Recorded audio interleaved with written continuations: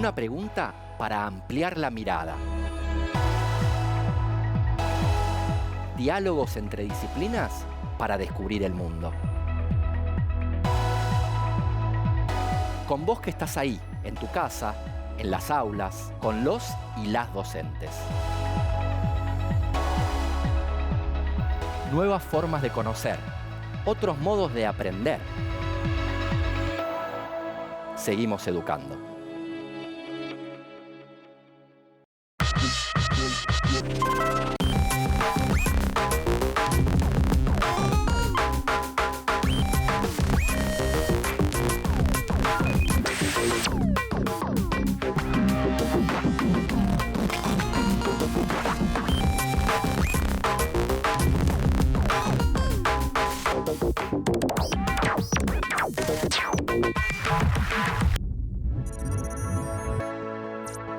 Hola, soy Andrés y hoy junto con Carla, profesora de Historia, y Alma, profesora de Artes Visuales, nos preguntamos, ¿todo humor es político?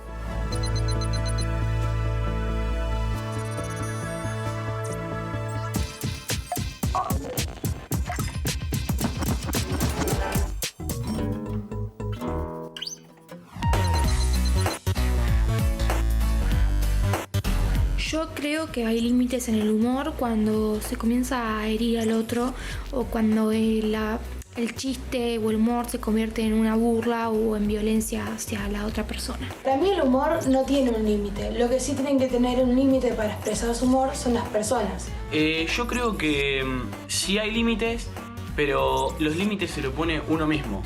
Por ejemplo, yo tengo mis propios límites que sé hasta dónde hacer jodas con qué. Un chiste deja de ser un chiste cuando puede ofender o lastimar a otra persona.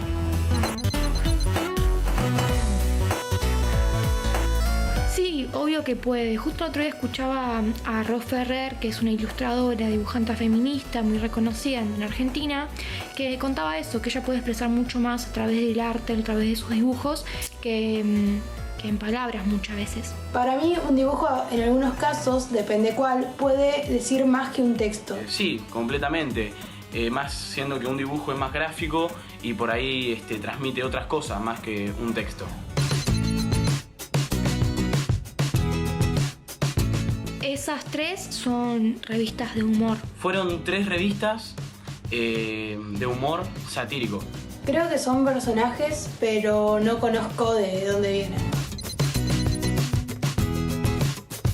El humor político es un humor que demuestra nuestra posición política. Cuando hacen chiste con el presidente, o sea, se ríen del presidente o de algún funcionario, diputado. Y también creo que es como una burla hacia un funcionario o hacia una política. Creo que es el tipo de humor que trata de hacer gracioso o grotesco algunas expresiones que tienen las personas que trabajan en la política, y lo conozco de verlo en diarios o en revistas.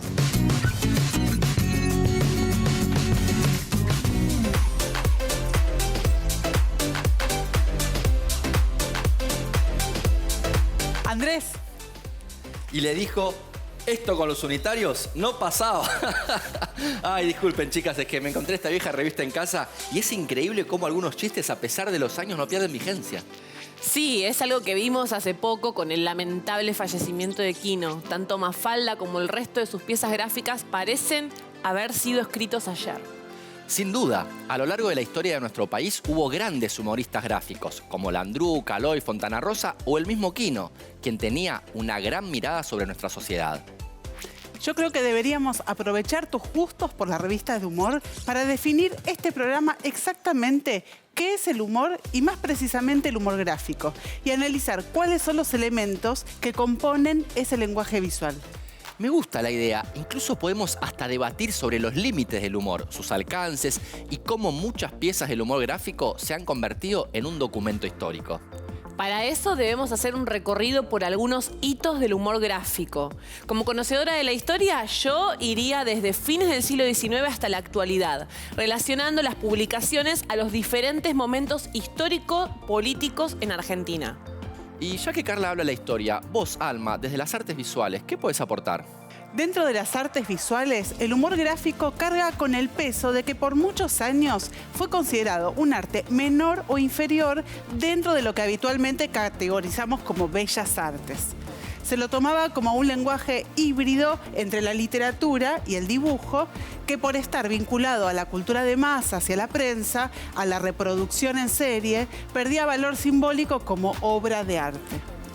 Y sí, una comparación algo injusta con una pintura de Caballete o incluso a un dibujo grabado exhibido en algún museo.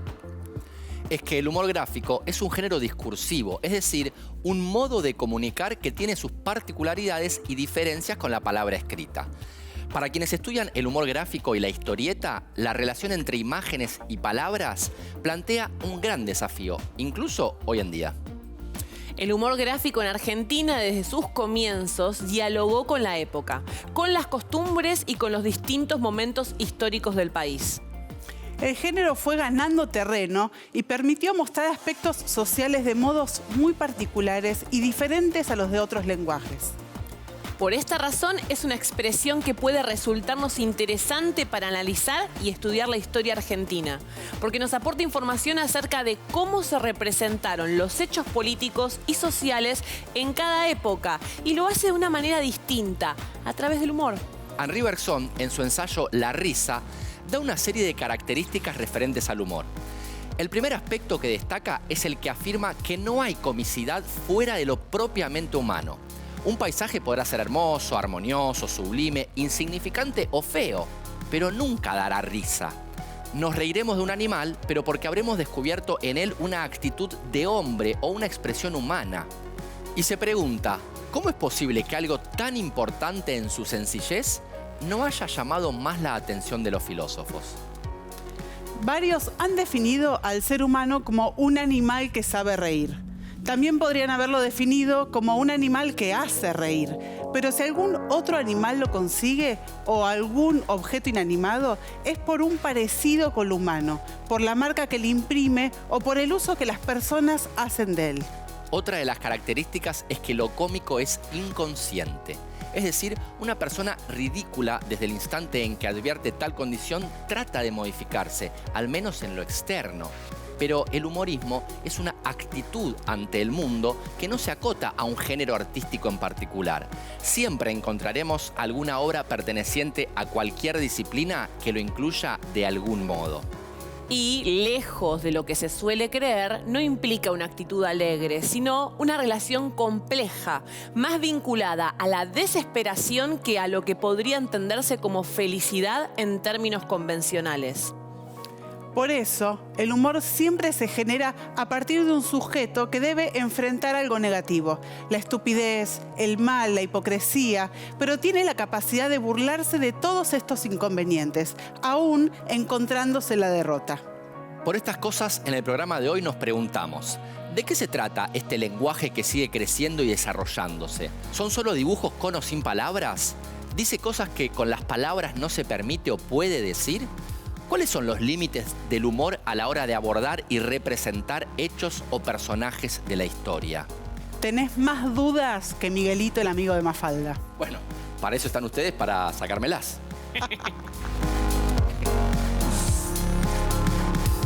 En primer lugar, debemos destacar que el humor es un vocablo proveniente del latín y un término que puede traducirse como líquido o humedad. En la antigua Grecia se consideraba que el cuerpo del ser humano estaba formado por 4 humores o líquidos, a saber, bilis negra, bilis amarilla, flema y sangre. Había una estrecha relación entre los humores y los 4 elementos: el fuego, el aire, el agua y la tierra. Y además a esta relación se le atribuían otras tantas cualidades: caliente, frío, húmedo y seco. De esta relación se establecía que cuando alguien estaba de buen humor, se encontraba en un perfecto estado de salud y que se debe mantener un perfecto equilibrio para evitar todo tipo de enfermedades, tanto del cuerpo como del espíritu. autores posteriores de Europa Occidental que adoptaron y adaptaron la filosofía médica clásica consideraban que cada uno de estos humores aumentaría o disminuiría en función de la dieta y la actividad del individuo. Teofrasto, un filósofo griego, y sus discípulos elaboraron un estudio donde relacionaban estos humores con el carácter de las personas. De este modo, y según cuentan en sus escritos, aparecen los 4 temperamentos. Aquellos individuos con mucha sangre eran sociables. Aquellos otros con mucha flema eran calmados. Aquellos con mucha bilis eran coléricos. Y aquellos con mucha bilis negra eran melancólicos. Pero lo que hoy se entiende por humor está vinculado a un tipo de expresión que exalta el lado cómico o risueño de diversas situaciones. El concepto, de acuerdo a su definición teórica, refiere a la vivacidad, espíritu alegre, entusiasmo o genio. Sabiendo esto, obviamente, nos surge la pregunta: ¿cómo aparece el humor dentro del género literario? El humor ingresa al mundo de la literatura desde diversos géneros. Si bien ya estaba presente en algunas comedias griegas, como las de Aristófanes, nos interesa destacar uno de los géneros que trabaja mucho con el humor y pertenece a la Edad Media, el picaresco. Este género tiene como modelo al Lazarillo de Tormes, una obra de autor anónimo. Es un género que nace para mostrar una nueva actitud frente al arte. El personaje principal es el pícaro, palabra asociada a miserable. También puede hacer alusión al verbo picar, que tiene que ver con abrirse el camino a golpes, con esfuerzo. De ahí también su asociación con la palabra mendigo, ladrón, desarrapado. Este pícaro es en el fondo una buena persona, de buen corazón, sin experiencia. Alguien a quien la vida le ha jugado duro y no tiene más remedio que tratar de defenderse de los arrebatos que va padeciendo. Tiene cordura e inteligencia, pero es severamente castigado cuando lo atrapan. Este lazarillo va por la vida con distintos amos, aprendiendo la vida hostil y tratando de engañarlos con humor y picardía. La risa aparece desde las primeras páginas del texto. El primero que se ríe en el lazarillo es el moro Zaide, padrastro del protagonista, frente a las tonterías de su hijo, quien se asusta al verlo porque no reconoce su color de piel. Nos hallamos frente al humor de disparate, propio de la infancia. La segunda muestra de alguien riéndose ocurre cuando dice que el ciego rió mucho ante la burla, al golpear la cabeza de Lázaro contra el toro de piedra a la salida de Salamanca y comprobar lo fácil que fue hacerle creer que acercándose al monumento escucharía un gran ruido. En ambos casos se trata de la risa de los adultos que se divierten gracias a la ingenuidad de los niños. El episodio del toro de Salamanca nos da la pauta de cómo se desarrollará la relación entre el amo ciego y su criado. Una serie de golpes, algunos reales y otros figurados, para que el niño aprenda y poco a poco vaya compitiendo en ingenio con su amo. Este tema se desarrolla a lo largo de toda la obra. Aquí, en Argentina, una de las figuras más reconocidas del teatro fue Gregorio de la Ferrer, quien inauguró la comedia de las costumbres urbanas. En ella se suele mostrar de manera satírica las costumbres de los sectores urbanos, especialmente de la clase media. Busca el entretenimiento y los hábitos o creencias ridiculizados, pero bajo una mirada tolerante. Un ejemplo es el de Jettatore. Esta obra de teatro satírica cuenta una historia que tiene lugar en Buenos Aires a principios del siglo XX. Los integrantes pertenecen a un micromundo doméstico y están dispuestos a hostigar al pretendiente de una joven de familia acomodada, adjudicándole el mote de mufa. La víctima es don Lucas Gómez, declarado mufa por Carlos, el tarambana enamorado de su prima Lucía, a quien sus padres no dudan en ofrecer en matrimonio al Maduro Gómez, que tiene un buen pasar económico. La estrategia armada por el primo para impedirlo dispara la acción y el ataque al desprevenido don Lucas. Esta es la típica familia que cede su hija siempre que el candidato asegure bonanza económica y futuro promisorio. En este punto, la crítica de Laferrer no es agresiva, tampoco su burla sobre los crédulos y supersticiosos. Por el contrario, resta dramatismo a la difamación con el pretexto de que se está salvando la continuidad de un gran amor. Es notorio que la opción de Laferrer no ha sido ahondar en un asunto serio, sino divagar sobre la acusación de dar mala suerte y las explosiones que ésta produce en el ánimo de los personajes. Explosiones de las que es posible tomar distancia a través de la parodia. El origen de la palabra gettare en italiano, jeter en francés, significa lanzar y en el contexto lanzar rayos o efluvios nefastos. De allí viene la palabra lunfarda jeta como significado de mala suerte. Otro clásico argentino es La Nona de Roberto Cosa, escrita en el año 1977. Desde esa fecha a la actualidad es una de las piezas teatrales de humor grotesco más representadas en la Argentina y el mundo entero. Cuenta la historia de la decadencia de una familia que al tener que mantener a esta nona de 100 años cae en la ruina económica mientras la abuela todo el tiempo tiene más hambre y vitalidad. Pero la historia no se limita solo a lo que ocurre con la nona, quien parece ajena a todo lo que sufre la familia y se devora todo lo que le ponen en la mesa. Chicho es el nieto menor que nunca trabajó porque está esperando componer la canción de su vida que lo saque de esa vida pobretona. Su hermano mayor, Carmelo, trabaja sin descanso en un puesto de la feria, mientras su esposa y Anjula llevan al día los quehaceres y atienden a la abuela. Lo trágico y lo cómico convierten a La Nona en una obra del género grotesco, ya que esas son las principales características de este género. Lo trágico está presente al ver que toda la familia quiere matar a la nona, mientras hay un triángulo amoroso que esconde una situación de angustia y tristeza por los personajes. Respecto a cómo es tratado lo cómico, tenemos que la nona es como una bestia, ya que come todo lo que se encuentra a su paso, y a su habitación la llaman la cueva, que también sería combinación entre humano y animal. Desean matarla, ya que ella y la crisis son las dos principales causas de la ausencia de dinero en la familia. El escenario que utiliza la obra es muy importante con el tema del dinero, ya que al principio se presenta una casa bastante bien, acoplada de cosas, y al final la casa queda vacía completamente con la nona comiendo.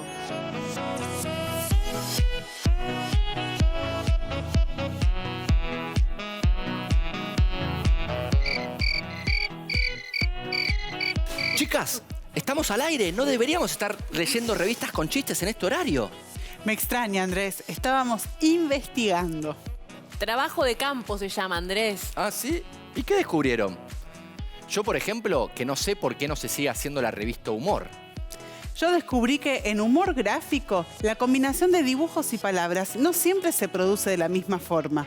Por suerte hay diferentes variantes que generan subgéneros como la caricatura humorística, que muestra por lo general a un personaje público o político expresado por medio de un único cuadro, bajo la mirada única y particular de su autor.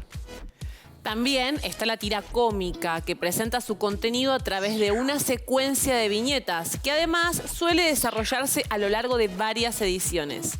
Todas estas variantes pueden acercarnos a comprender la complicada dinámica de la historia y los modos en que las distintas sociedades procesan su propio presente y se establecen a través de ideas, conceptos, sensaciones, acuerdos, contradicciones y experiencias.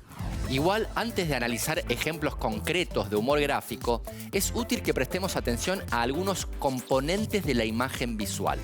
En primer lugar, al mirar un dibujo realizado en periodos pasados, vamos a poner en consideración que forma parte de la cultura visual de la época en la que fue realizado y publicado. Esa imagen va a contar con elementos que vemos y podemos describir, como personas y objetos que aparecen representados, aspecto físico, vestuario, entre otros.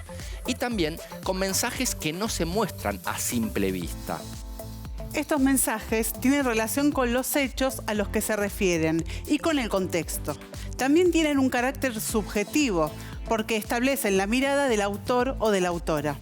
Y además polisémico, que significa que esa imagen puede ser interpretada de maneras diferentes por cada persona de acuerdo con sus saberes, opiniones, modos de mirar el mundo. Otro aspecto a tener en cuenta es que los dibujos que vamos a ver hoy durante el programa formaron parte de la prensa gráfica, de diarios y revistas.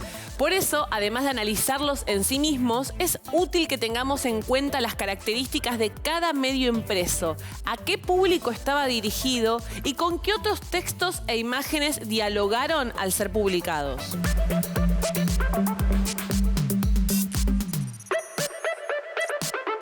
Y así como nos referimos a las distintas formas de ver el humor gráfico, también es bueno saber que este tiene categorías o maneras de llevarse adelante.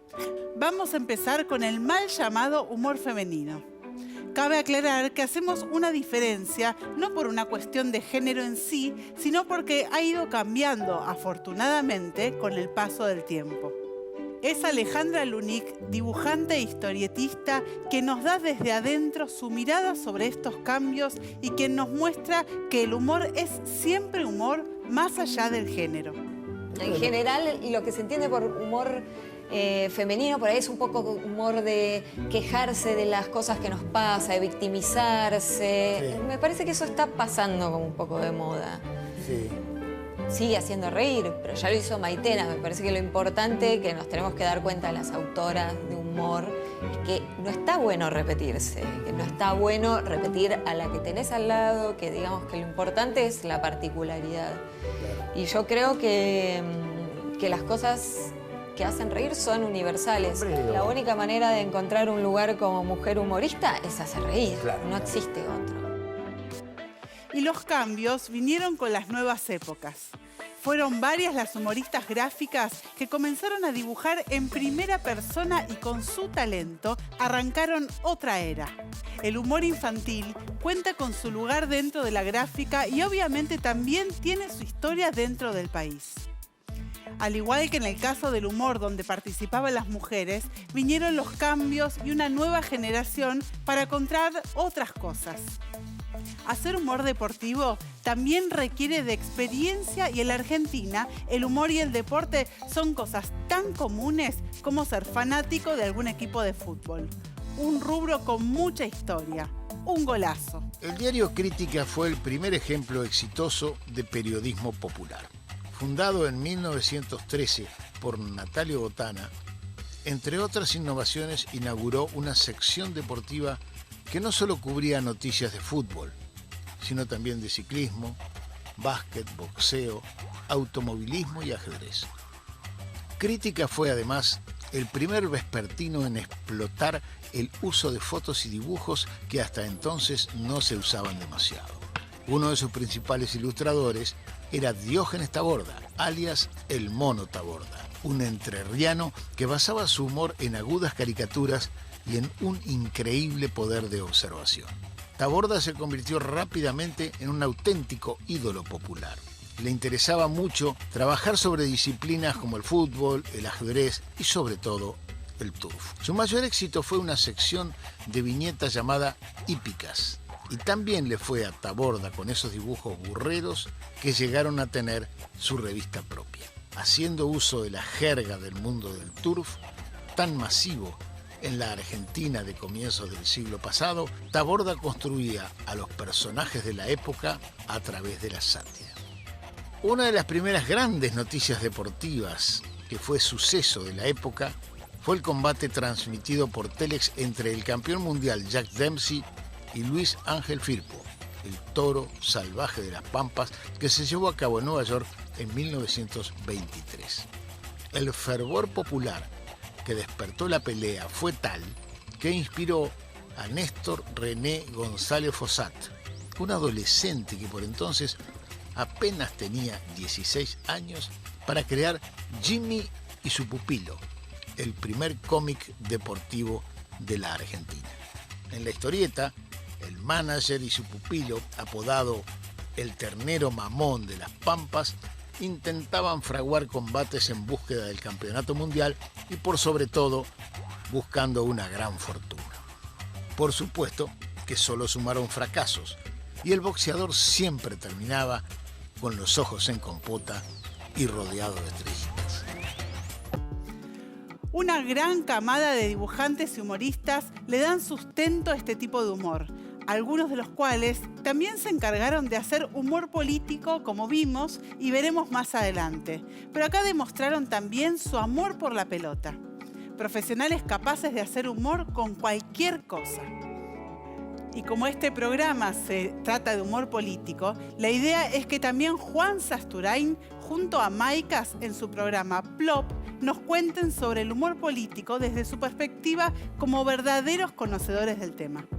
El humor político ocupa un rol fundamental en nuestro país y, como vimos, viene desde los años de nuestra revolución y recorrió un largo camino. En el siglo XIX la prensa humorística se convirtió en un instrumento notable de propagación de opiniones e ideas, casi siempre incómodas para el poder. El primer nombre que se asocia en la Argentina con la sátira política es el de Fray Francisco de Paula Castañeda. A él se le atribuye la que es considerada la primera caricatura política que llegó hasta nuestros días, la imagen de un burro publicada el 8 de marzo de 1924 en el número 14 del semanario Alargos. Según sostenía el fallecido dibujante e investigador Oscar Vázquez Lucio, más conocido por Ciulnas, el dibujo original de esa cabeza no fue realizado por Castañeda, entre otras razones, porque lo que salía de boca del burro era la frase «¡Viva la religión!». Y llegamos hasta el día de hoy, donde un chiste con más de 60 años se puede hacer actual, solo si se cambia la mirada, como la de Bruno Bauer, historietista y dibujante.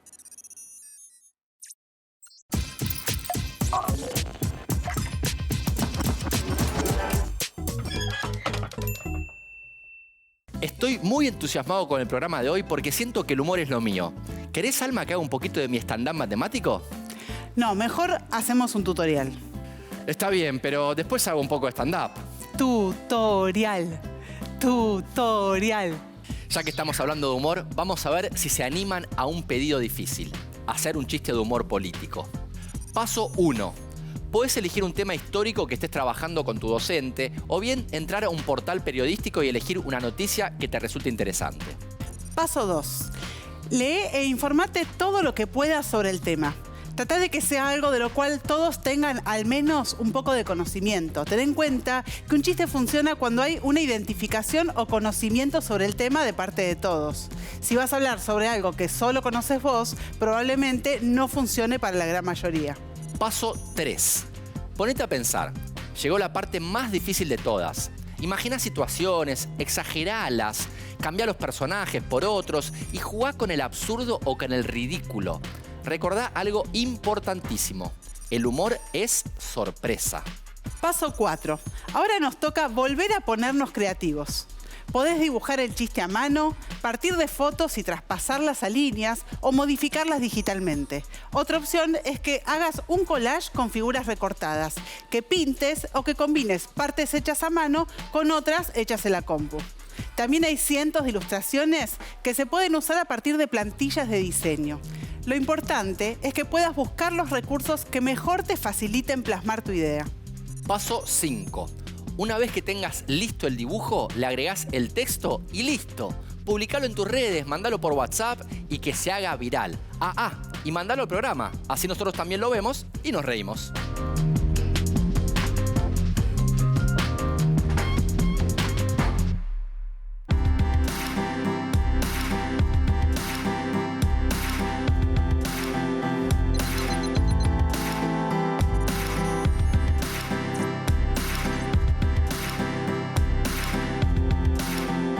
Recién pasó el tutorial y ya quiero hacer más chistes gráficos. Tengo 1000 ideas en la cabeza.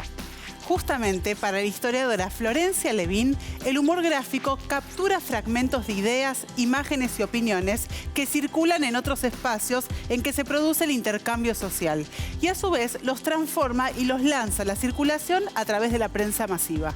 Es decir, que el humor gráfico puede captar voces y opiniones para transformarlas en representaciones que a su vez influyen en las voces y opiniones, como si fuera un circuito. A esto es a lo que se llama una representación. Exactamente. Una representación puede entenderse como el punto de unión entre los hechos y lo que comunicamos sobre ellos. Por eso, nos sirve para observar cómo interpretamos el mundo y cómo lo hacen otras personas. Al mismo tiempo, una representación comunica y es una manera de interactuar con ese mundo que representa. Está bien, pero ¿qué quiere decir eso? Quiere decir que las representaciones son el producto, por ejemplo, un dibujo acerca de una temática y al mismo tiempo son una acción, el proceso por el cual ese producto conforma un discurso, algo que decimos. Está claro que en el humor político siempre estamos fijando una postura, nuestro propio discurso. Verdadero. Falso. Verdadero.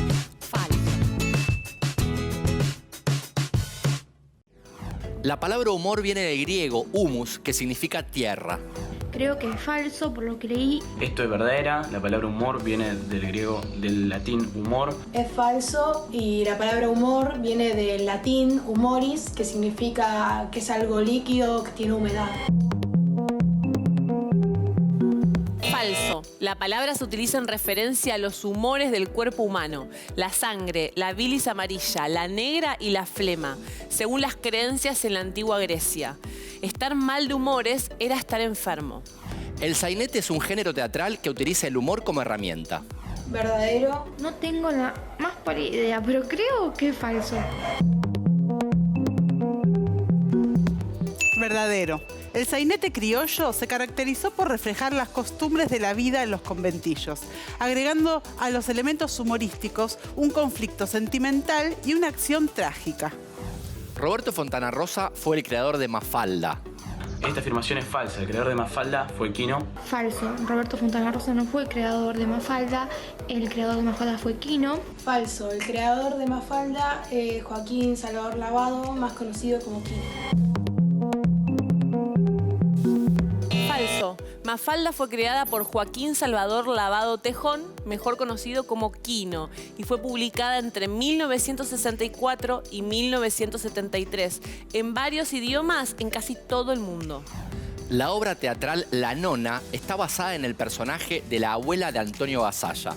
Me parece que no, que es falso. Esto es verdadera. Falso. El personaje de la abuela de que actúa Gasalla se da en Esperando la carroza. Falso. La abuela de Gasalla apareció por primera vez en la película Esperando la carroza y nada tiene que ver con la obra teatral La Nona, escrita en el año 1977 por Roberto Cosa, siendo una de las piezas teatrales de humor grotesco más representadas aquí y en el mundo. La caricatura es una de las principales herramientas del humor gráfico. Verdadero. Esto es verdadero. Verdadero. Verdadero. La caricatura humorística muestra muchas veces a personajes públicos o políticos. La mirada del autor tiene una relevancia importantísima porque es el responsable de resignificarla.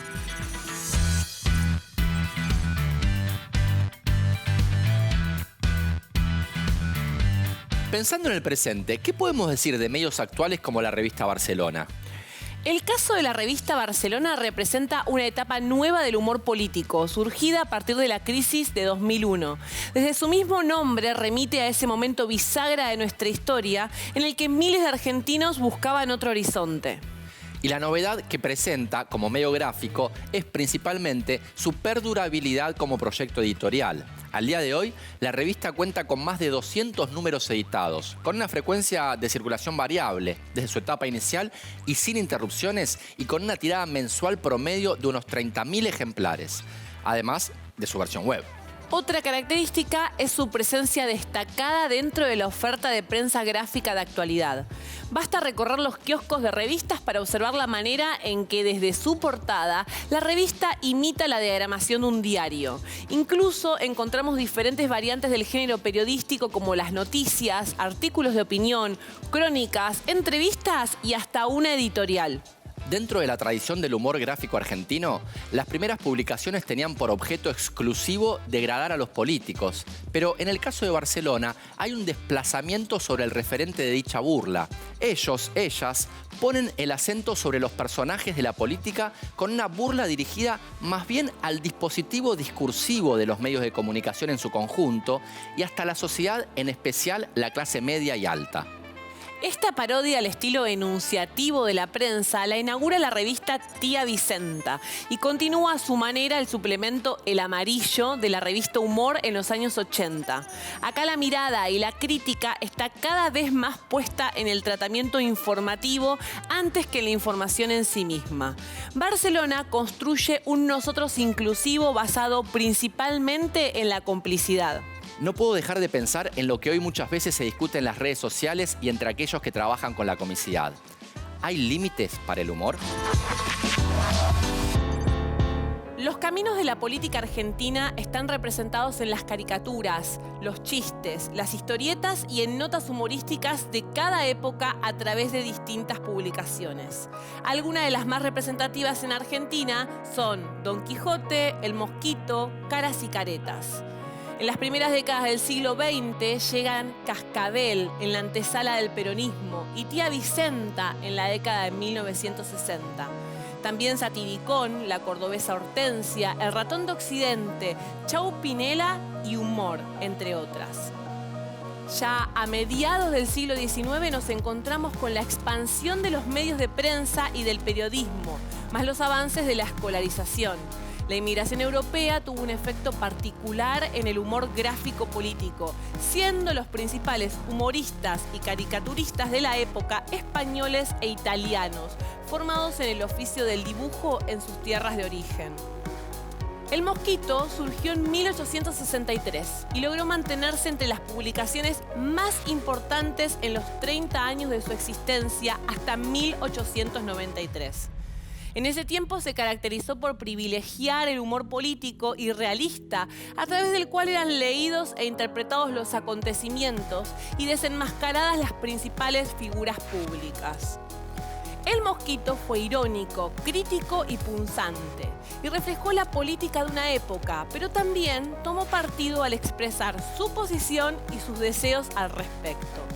En sus páginas quedaron plasmadas las formas que asumieron las luchas políticas, las alianzas, la definición de los opositores y los blancos de crítica. En este sentido, el humor no era visto ni vivido como un género menor, sino como un instrumento para descalificar a los adversarios, aunque estos formaran parte de la propia clase política en la que ejercía su influencia. El Mosquito sufrió presiones que dejaban en evidencia, por un lado, que la revista no adoptaba una posición dócil y, por otro, que había diferencias en la tolerancia hacia la libertad de expresión. En sus primeros 15 años aparecieron las críticas e ironías más ricas y audaces, además de su tendencia a proponer cómo debía conducirse el país. Además, contribuyó a definir una agenda de temas políticos que fueron ilustrados con caricaturas y abordados en textos.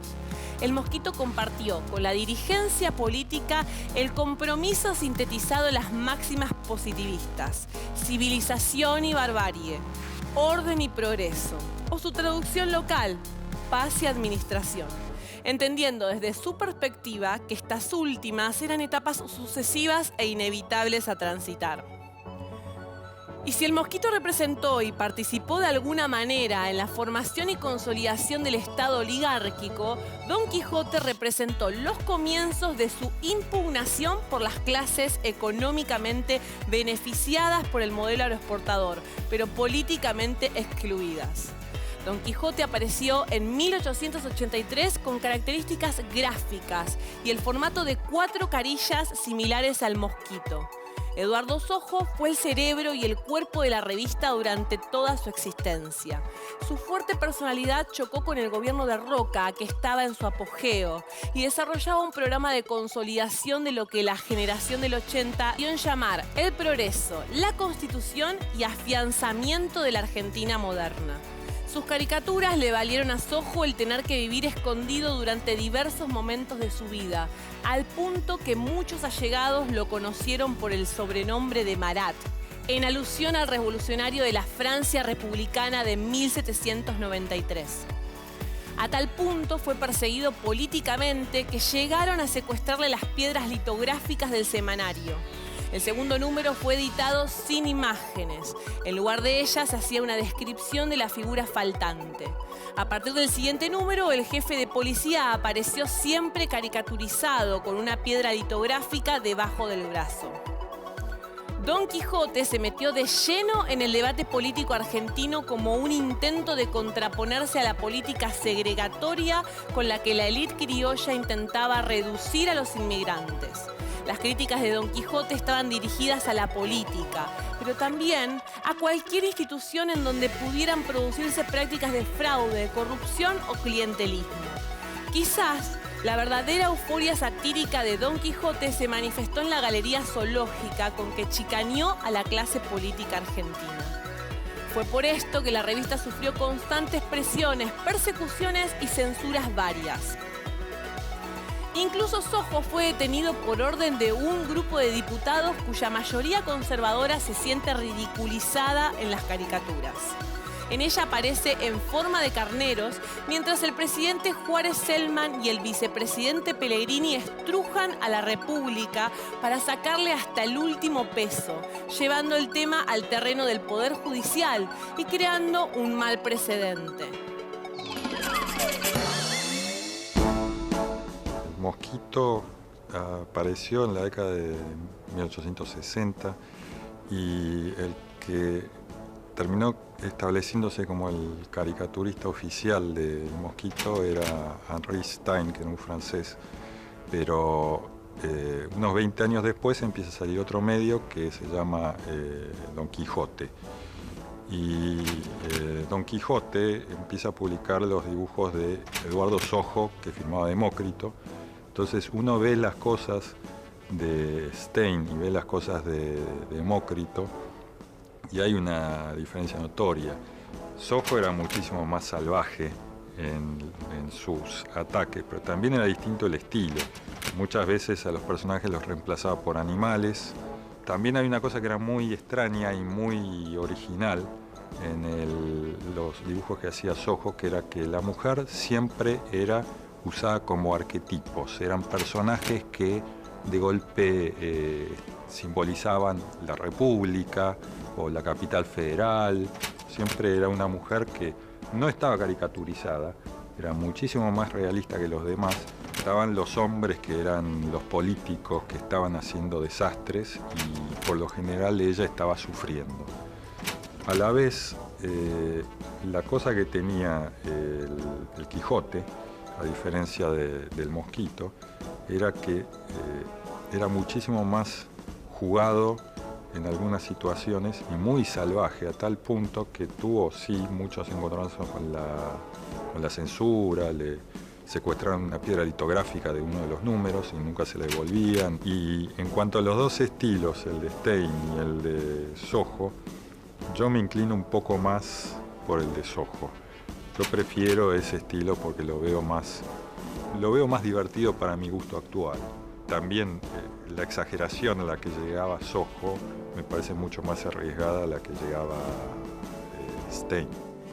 A principios del siglo XX, la sociedad argentina comienza a cambiar en lo político y social con la irrupción de los sectores medios y la clase obrera urbana. El ámbito periodístico e intelectual también tuvo un proceso de modernización, asociado en parte a los adelantos tecnológicos, como la impresión por sistemas tipográficos y lo que significaba también una autonomía relativa al tener que depender del mercado en lo económico.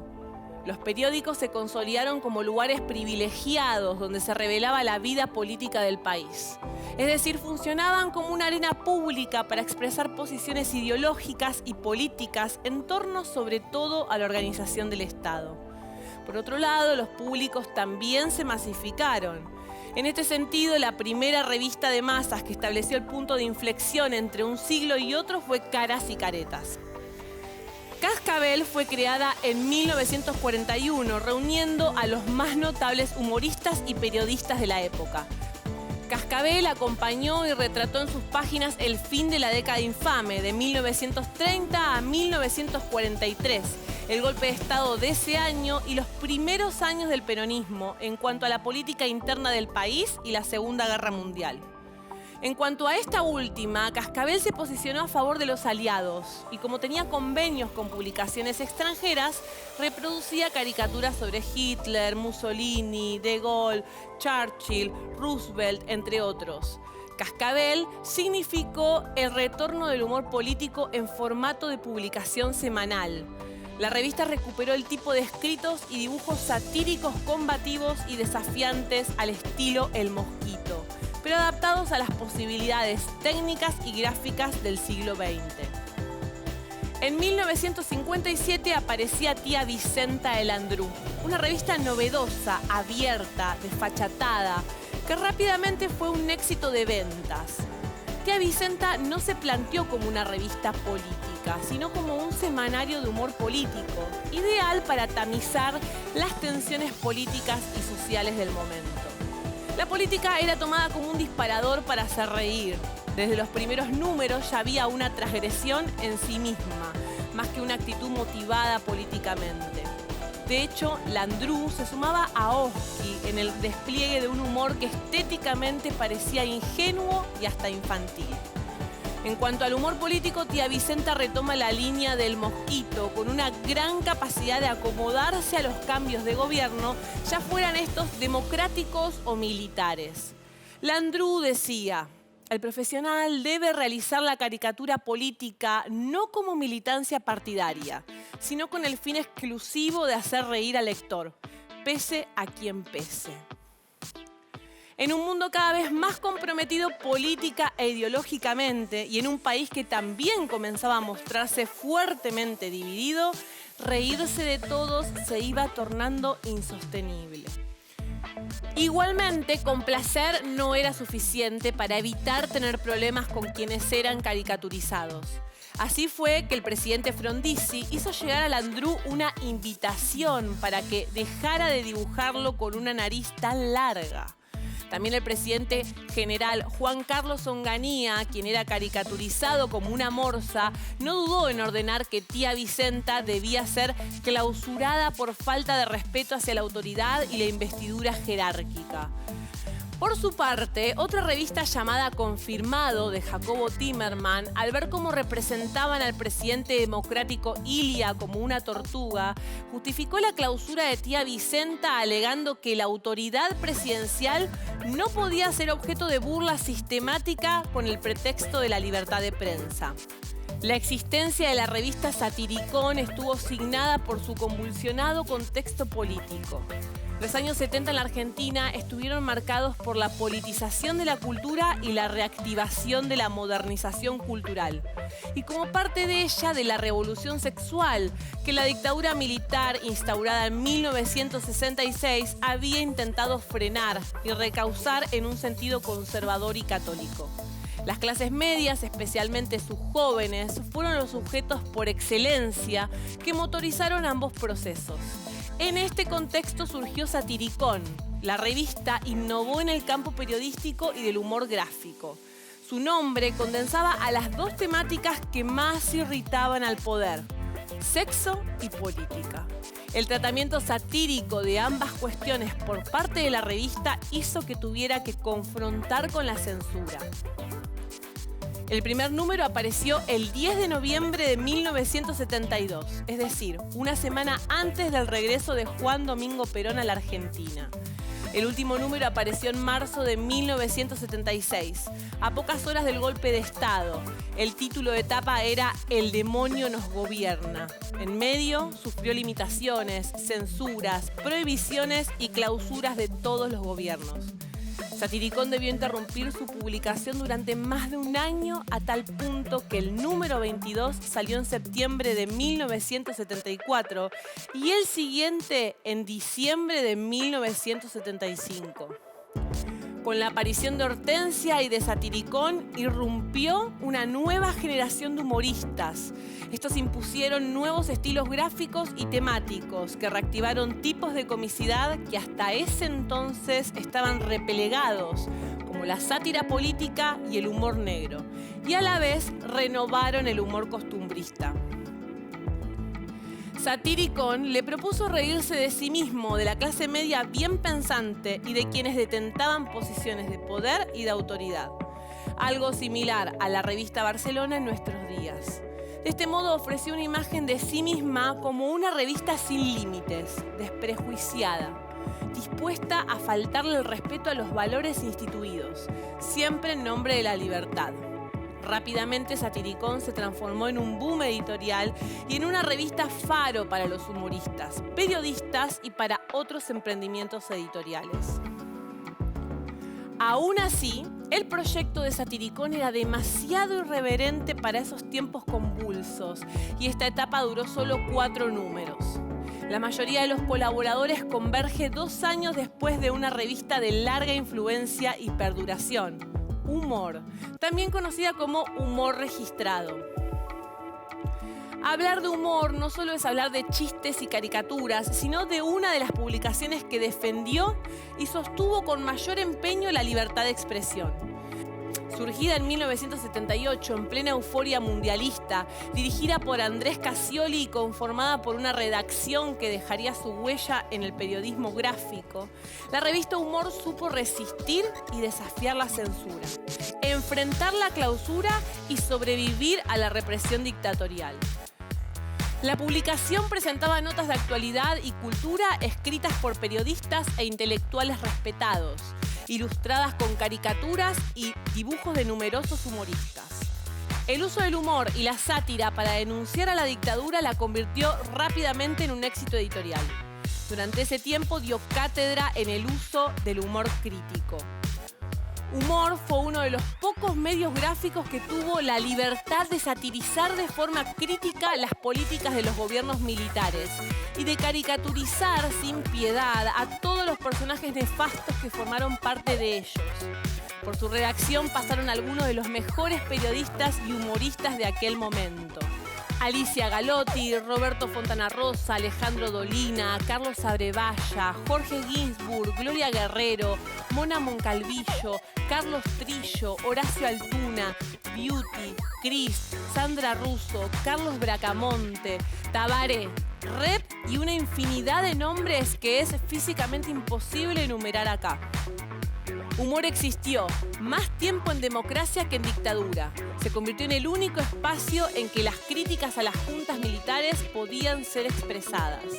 Los generales de la última dictadura y sus economistas fueron quienes recibieron más asiduamente los dardos venenosos que la revista lanzó desde su tapa entre el 6 de junio de 1978 y el 10 de diciembre de 1983, cuando Raúl Alfonsín se convirtió en el presidente que marcó el regreso definitivo de la democracia al país.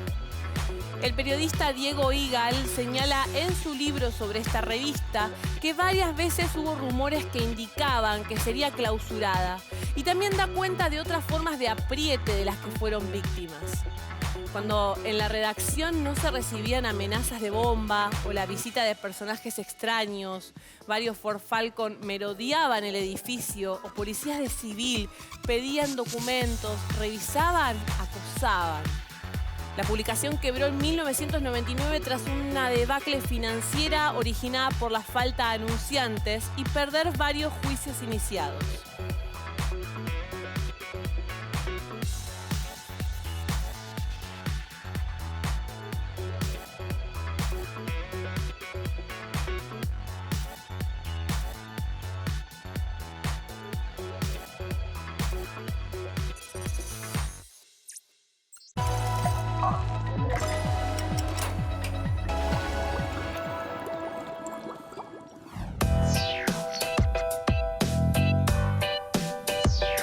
Soy Diego Igal, soy periodista y escritor y vivo en Buenos Aires.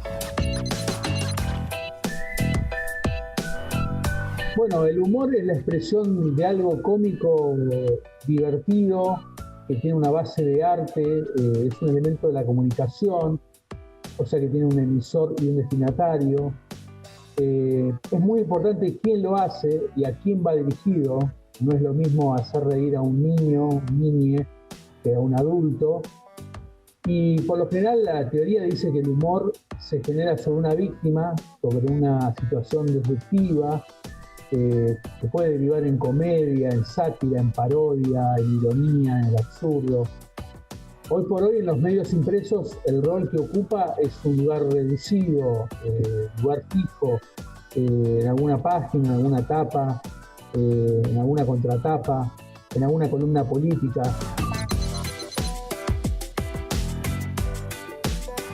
El humor ahora está en todos los medios y los soportes. Hasta hace 25 años el humor estaba en los medios de comunicación tradicionales, en los canales de televisión, en los diarios, revistas, en las radios. Había espacios específicos, había películas, había, series no tantas. Pero cuando surgió Internet, primero, y las redes sociales, o sea, hace unos 25 años, empezó a aparecer el humor por todos lados. Y más últimamente hay humor de muy variadas formas en las redes sociales. Hay, por ejemplo, youtubers, hay instagramers, hay streamers, hay videos virales, cuentas de Twitter, cuentas de TikTok, gente que se dedica al humor, que vive de eso. Y bueno, esto ha provocado que en los medios tradicionales el humor ocupa un lugar marginal.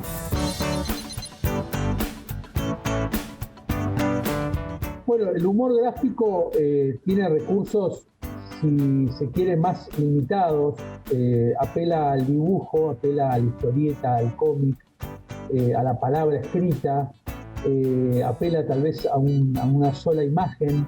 Hay en la jerga del dibujo y de historietas se llaman chistes de un solo cuadro. Por ejemplo, podemos ver lo que era Kino, que hacía chistes de una sola página, o mismo en historietas que ocupaban 4 tiras.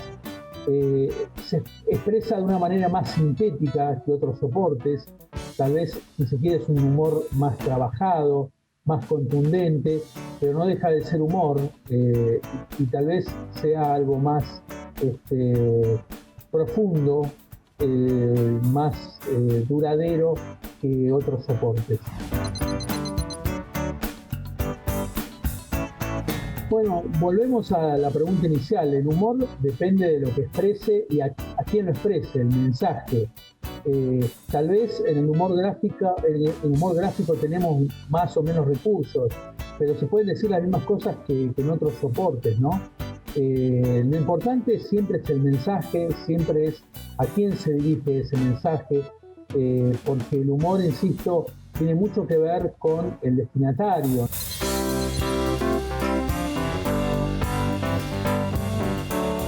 Bueno, lo importante es que el humor no se pierde, no se va de los medios tradicionales, nuevos, va mutando. Ahora, por ejemplo, hay memes.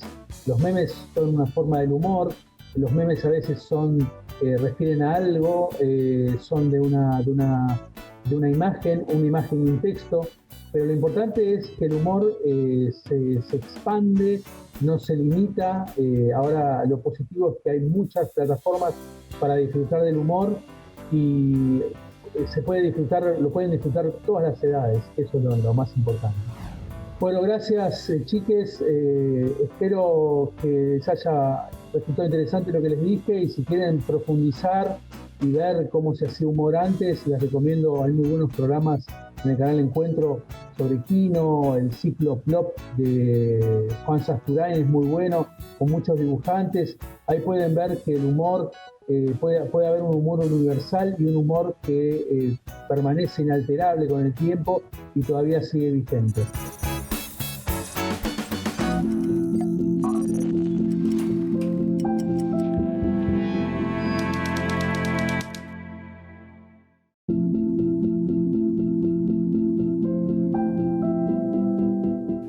Mamá, en la escuela me llaman el distraído. Nene, no soy tu mamá. Gran chiste porque básicamente es un chiste en el que jugamos ¿con qué? Con un disloque de las palabras. Este tipo de humor nos permite entender que nuestra manera de hablar está, vamos a decirlo así, como atada con alambre. Como ni bien uno cambia o modifica alguna expresión, alguna argumentación, ese lenguaje que supone que dice lo que es, sin embargo, nos abre a otro aspecto de las cosas. El humor, en ese sentido, es como la filosofía, porque parte de la misma realidad en la que vivimos y lo que busca es distenderla, provocarle una endija, mostrar cómo esta misma realidad, sin embargo, siendo vista desde otro escorzo, desde otra latitud, permite otra construcción de sentido. Y sobre todo, el humor es como la filosofía porque nos permite entonces ejercer un fuerte cuestionamiento. El humor es político, pero es político porque básicamente se puede transformar en una herramienta que cuestione el sentido común. Obviamente lo hace la filosofía con sus argumentaciones y con sus cuestionamientos, pero a veces no alcanza. A veces un chiste, una caricatura, un estereotipo en el sentido de mostrar algo que no nos animamos a ver termina siendo fundamental para generar una clarividencia distinta. El humor nos ilumina, pero no nos ilumina solo con la cabeza, nos ilumina con todo el cuerpo, porque genera en nosotros una zozobra, una sensación de vergüenza, de carcajada, pero que nos permite dislocar ese sentido común que aparece tan firme, tan macizo. Hay dos problemas que me gustaría compartir con ustedes acerca del humor, que son de esos problemas que en tanto problema no se resuelve, sino que nos permite entender cuál es el efecto del humor en nuestra cultura. Uno de ellos es el famoso problema de los límites del humor. ¿Qué pasa cuando ese humor que hacemos genera en el otro una sensación de violencia, de falta de respeto? ¿Qué pasa cuando nos reímos de un otro o de alguien que siente que no se puede reír con nosotros? Porque lo que siente es exactamente lo contrario, que está siendo objeto de una agresión. Es muy interesante el problema porque pone en tensión lo que es el respeto al otro con la libertad de expresión, que se supone que en el humor no debería tener ningún tipo de frontera. A mí me gusta pensar este problema en términos políticos. Yo creo que cuando el humor cuestiona al poder, no puede tener ningún tipo de limitación. Pero también creo que cuando se utiliza el humor para aplastar y agredir a las minorías, la cosa es distinta. Parece que ese límite es interesante de pensar. No lo digo desde una verdad, lo digo como posibilidad de entender que una cosa es usar el humor contra el poderoso y otra cosa es usar el humor contra los débiles.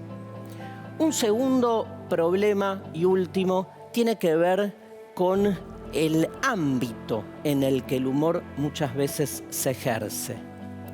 ¿Todo es bromeable? ¿Podemos reírnos de todo? ¿Qué pasa con las muertes?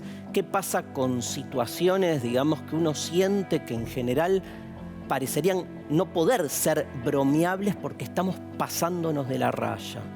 Creo que en este sentido también depende de cada uno sentir o percibir cuál es ese límite. Pero claramente el humor también es terapéutico. Genera en nosotros una catarsis. A veces reírnos de nuestras desgracias y de nuestras tragedias con la suficiente distancia es una posibilidad también de encontrar en nosotros mismos una redención.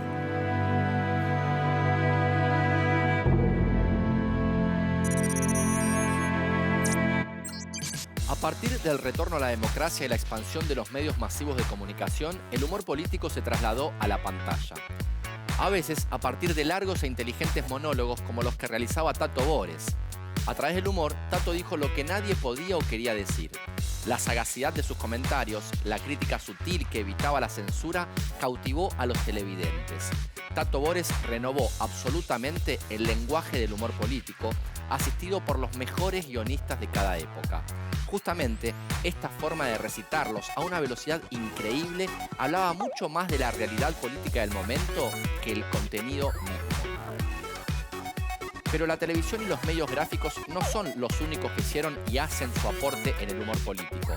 En el teatro y el stand-up, la crítica siempre existió. En este caso es Gustavo Berger, en la representación de un monólogo de Discépolo y sus charlas con Mordisquito, un personaje ficticio que representaba a la oligarquía y el cipallismo argentino de los años 50. La participación de Discépolo en ese programa y la defensa del peronismo le trajo el odio de muchos, al punto de comprarle todas las entradas de sus espectáculos a fin de que cuando saliese a escena viera el teatro vacío. Internet también nos da la posibilidad de ver programas vía streaming y pequeñas piezas de humor político llenos de actualidad e ironías que los llevarán al infierno. Para terminar, la radio y su inagotable magia también nos dan en dosis su humor político, ya sea en imitaciones como Ariel Tarico o como en este caso Sebastián Fernández y un personaje bastante particular. Ya sea en papel, teatro, tele o por las ondas que llegan desde la radio, el humor político está en el gen argentino, como el fútbol, el asado y el ego gigante.